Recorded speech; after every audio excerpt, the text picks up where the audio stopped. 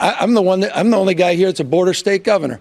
You're trolling folks and trying to find migrants to play political games to try to get some news and attention so you can out-Trump Trump. And by the way, how's that going for you, Ron?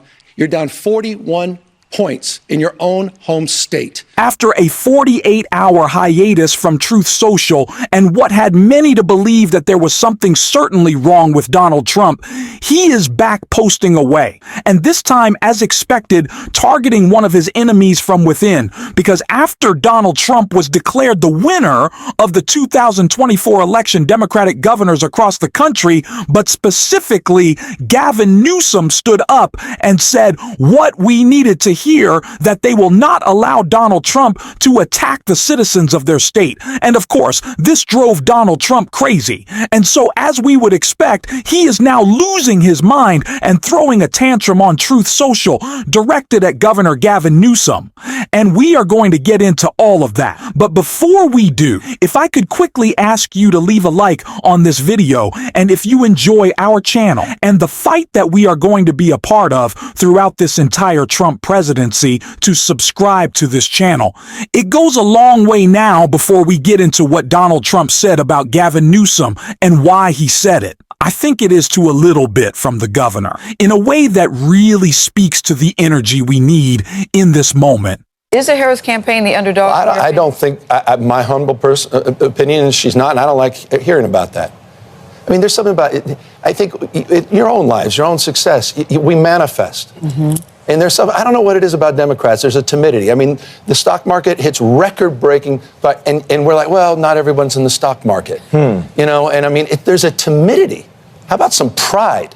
How about standing tall for the accomplishments? What Kamala Harris has done in the last 8 weeks is unprecedented in U.S. history. She's closed the gap. We're not just within a margin of error. We've expanded the map of the United States. You saw new polls this morning. States that were... I wanted to play that clip of Governor Gavin Newsom before we got into this story, because I feel like it is the energy that we need in this moment. Democrats have to stop being so polite.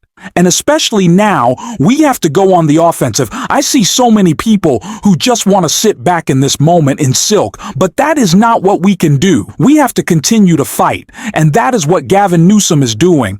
And we're going to read about that in this story right here. Leaners in Democratic states begin planning to fight Trump policies. Governors such as Gavin Newsom of California and J.B. Pritzker of Illinois are calling on state lawmakers to GGE for battle, particularly in the courts, as Donald Trump savored a sweeping victory in the presidential race. Democratic leaders in at least 3 state capitals have begun mobilizing to push back against potential Republican policies on issues like reproductive health and the environment. In California, Governor Gavin Newsom called lawmakers on Thursday into a legislative special session next month to safeguard California values and fundamental rights in the face of an incoming Trump administration in Illinois. Governor J.B. Pritzker said on Thursday he would ask his state legislators, possibly as soon as next week, to address potential threats from a second Trump term. "You come from my people," Mr. Pritzker said in a news conference. "You come through me. I will govern by a simple motto," Mr. Trump told supporters in Florida on Tuesday. Promise is made. Promise is kept. Much of the burden is likely to be borne by larger and more populous states such as California. A contingency plan in the event of Mr. Trump's re-election has been underway for more than a year in Sacramento, involving not only the governor's office but also legislators and state regulatory bodies. "The freedoms we hold dear in California are under attack, and we won't idle." Mr. Newsom said in a statement on Thursday, "California has faced challenges before, and we know how to respond." California has nearly 39 million residents, and the economy is so large, dwarfing those in all but a few handful of countries, that it can move markets and steer national policy. During the 4 years that Mr. Trump was previously in office, the state sued his administration more than 120 times. That is what I want to see right now. Democrats cannot sit back. We have to go on the offensive. I was so incredibly disappointed to see the DOJ they start to dismiss the cases involving Donald Trump's attacks on our democracy and his theft of classified documents, why are we letting him get away with it? Make him pardon himself. Make him dismiss those cases himself. Make him admit the reason why he ran for the presidency was to avoid prison. Do not let him get away with it without having to do so. And like I said, Donald Trump furious at Gavin Newsom, and so he took the Truth Social and posted this. Trump wrote on Truth Social, Governor Gavin Newsom is trying to kill our nation's beautiful California for the first time ever. More people are leaving than are coming in. He is using the term trunk proof as a way of stopping all of the great things that can be done to make California great again. But I just overwhelmingly won the election. People are being forced to leave due to his and others' insane policy decisions, like the ridiculously rerouting of millions of gallons of water a day from the north out into the Pacific Ocean, rather than using it free of charge for the towns, cities, and farms dotted all throughout California. They are making it impossible to build a reasonably priced car, the unchecked and unbalanced homelessness catastrophe, and the cost of everything, in particular groceries, is out of control. Also, as an agent for the United States of America on voting in elections, I will be demanding that voter ID and proof of citizenship are a necessary part and component of the voting process.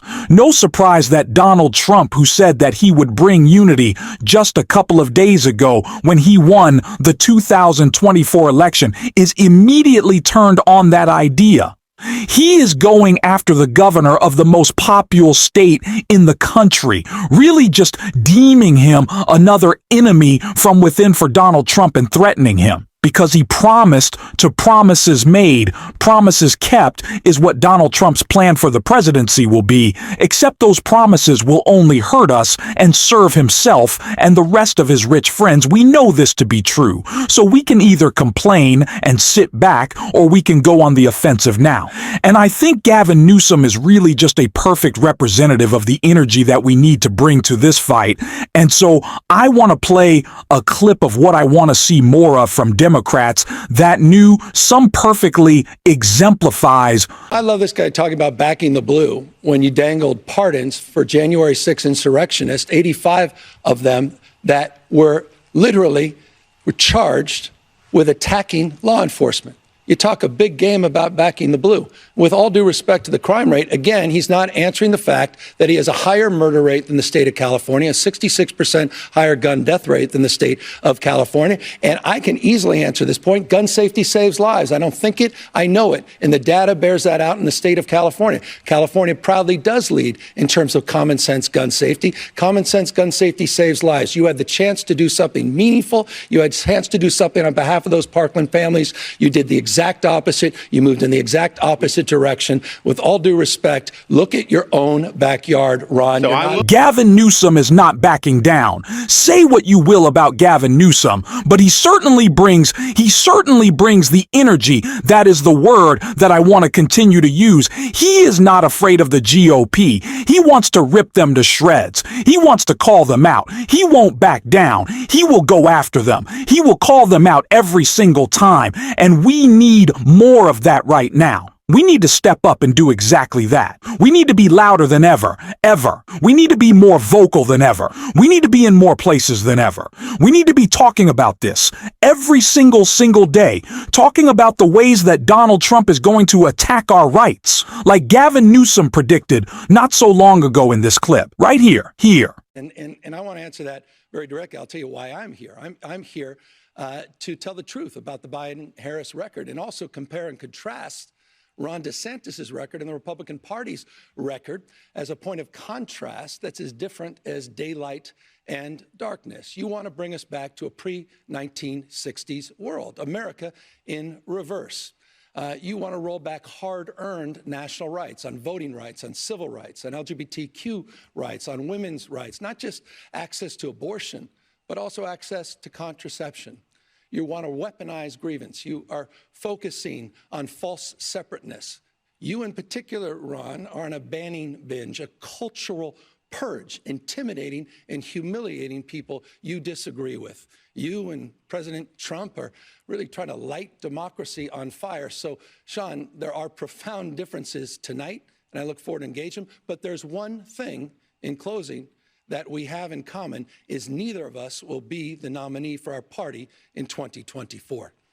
Sure, Donald Trump won this election with what could be considered an overwhelming mandate that the majority of the country, as Trump won the popular vote, wants him to enact his policies, but they are policies that I do not think they understand the effects of tariffs. Donald Trump's tax cut to the rich, his deportation plan. These are slogans that Trump gave that people bought into because of the right-wing media ecosystem that is disseminating disinformation and sand-washing him every day. And so if we do not tell people how these policies are hurting them, they will not know. They will not learn the lesson of Donald Trump, and they will continue to buy into his BS. If we do not talk about the economic insecurity that will be caused by Donald Trump, then we are failing every single day.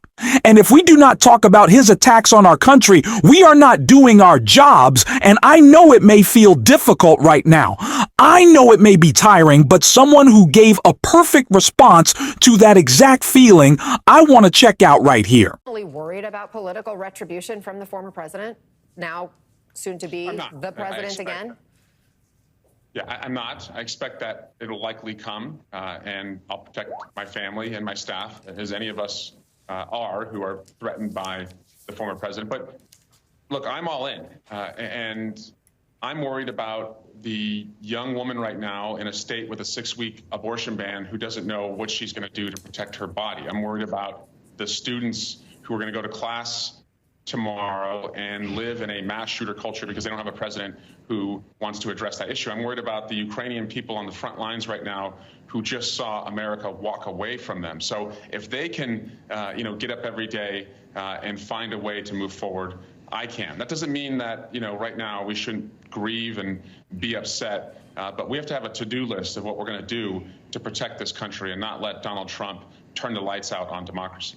Congressman, everyone else is waking up and doing the work. We have to be as well. We have to be ready to fight back. We have to be ready to stand up. And like I said, we have to be ready to be more vocal than ever. This did not end. This just started. It is our job to continue to pick ourselves up and move forward. We are doing that as a community on this channel, and we're going to fight at that every single day. And I appreciate you being a part of that with me.